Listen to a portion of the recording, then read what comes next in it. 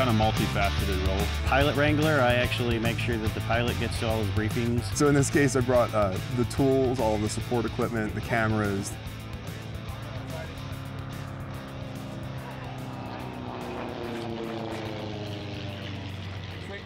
Everything from getting the vinyl stickers ready for the plane to figuring out hotels, rental cars, how we're going to get tools here, because it's a little bit of a logistics challenge, obviously being up in Anchorage.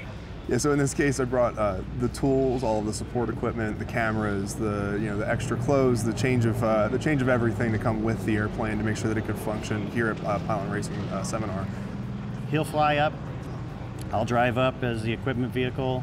He'll have just a bag of tools or a few other things. I actually have more equipment than he does for the airplane. I try to do everything I can in the background of what's going on so that he can focus on flying and all the rules and all the stuff he has to do on his end as a pilot. And obviously being pilots, they've got a lot of safety issues that they have to make sure that they're always on top of. I try to take as many of those stresses away that on the ground. It's like, is your GoPro plugged in? Is your helmet in your cockpit? Are your gloves reachable? Do you have your flight suit somewhere where you can grab it? Just those little things when you're doing it as a crew chief.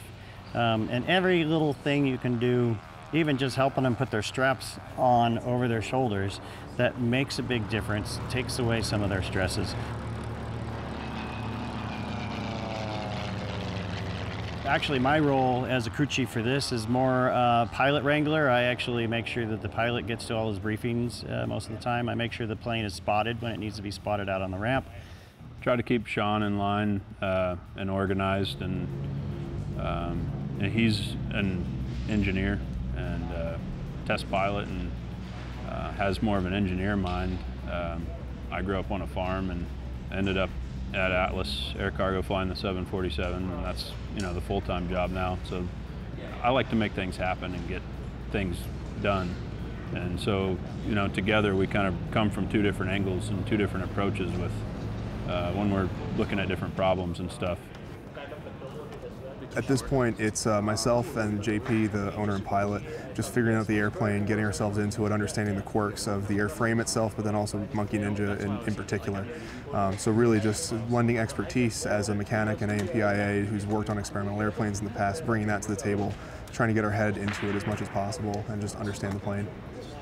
And then when we're here at the air races, doing everything from towing the plane out from the hangar to the starting line, hand propping the plane for Sean, keeping track of what he's doing out on the course.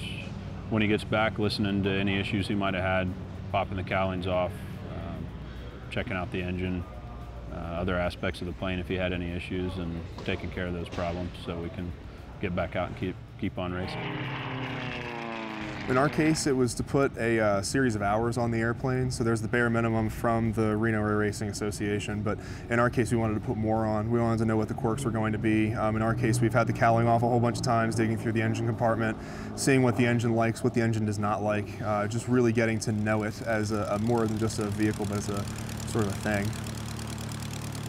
Realistically, we didn't really know stepping into this whole environment what it was going to entail. You can read the schedule and do your best guesses as to what you were supposed to do, how you're supposed to prepare, but until you go off and do it, it's mostly a mystery. These airplanes here don't require a lot of maintenance, so that's the beauty, because I'm not a mechanic. I don't take the cowling off. I don't mess around with anything inside. I maintain the airplane on the outside and make sure that our pilot is where he needs to be and the plane is where it needs to be.